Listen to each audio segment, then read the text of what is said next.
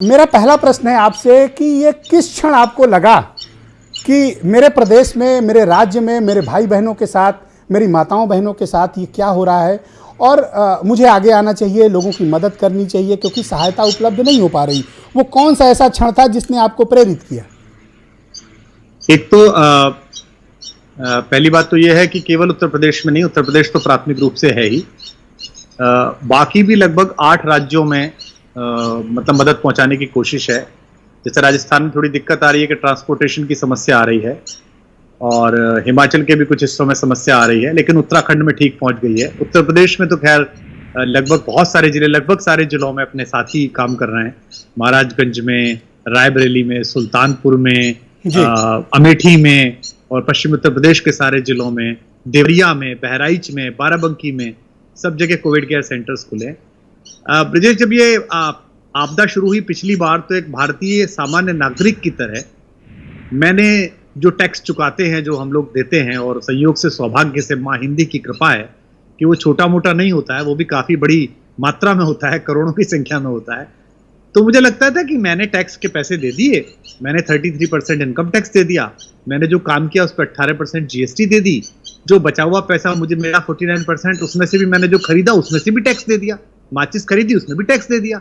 तो मुझे लगा कि मेरी ओर से कर्तव्य की इतिश्री हो गई, एक नागरिक को यही करना चाहिए। फिर आपदा आई तो मुझे लगा ये बड़ी आपदा है, तो लोगों ने कहा कि भाई इस आपदा में कुछ करिए। प्रधानमंत्री जी ने अपील की कि प्रधानमंत्री जो सहायता कोष नया बनाया आपदा को, उसमें कुछ दीजिए। तो जिस दिन माननीय प्रधानमंत्री जी ने कहा, उसके दूसरे दिन ही मैंने 5 लाख रुपए का चेक, जो मुझे लगा इस समय दे देना चाहिए, वो दिया। हम लोगों ने फूड पैकेट्स तैयार करे, कच्चे खाने का सामान तैयार करा। जहां मैं रहता हूं वसुंधरा में, वहां आसपास जो बिल्डर्स हैं, जो इन प्रवासियों को छोड़ गए थे यूं 1000-1000 रुपए बांट के, वो सब सड़कों पे दिखने लगे तो बड़ा अंदर से बेचैनी हुई। तो सैकड़ों की संख्या में बोरे तैयार करे जिसमें 1-2 महीने, 1.5 महीने का सामान हो। फिर आपदा का समय बीत गया, भारत नॉर्मल होने लगा और विशेषज्ञों ने चेतावनी दी कि दूसरी लहर आएगी। ब्रिटेन देख रहा था, यूरोप देख रहा था। मुझे लगा कि अब तो बहुत ज्यादा तैयारी हो गई है। पहली बार अचानक आई थी, पता नहीं चला। भाई अचानक कोई आता तो पता नहीं चला। वो व्हाट्सएप या जो ज्ञान आता है ना कि 5 आदमियों के मकान में 100 आदमी चाय पीने आ गए, हालांकि वो बहुत ही मूर्खतापूर्ण तर्क हैं, लेकिन चलिए कोई बात नहीं, अब तैयारी कर ली होगी। तो मैं बड़ा निश्चिंत सा था कि हो जाएगा।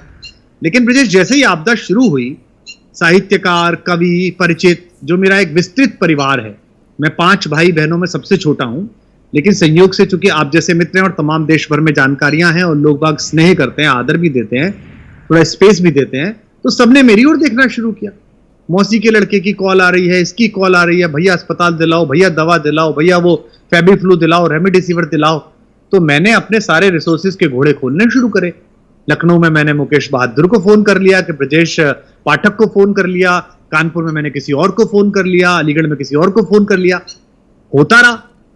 फिर 48-72 घंटे बाद मुझे दिखाई दिया ट्विटर पर और सोशल मीडिया पर शो। फिर मुझे लगा कि ये तो गलत बात है, जो मुझे जानते हैं केवल उनकी सहायता हो।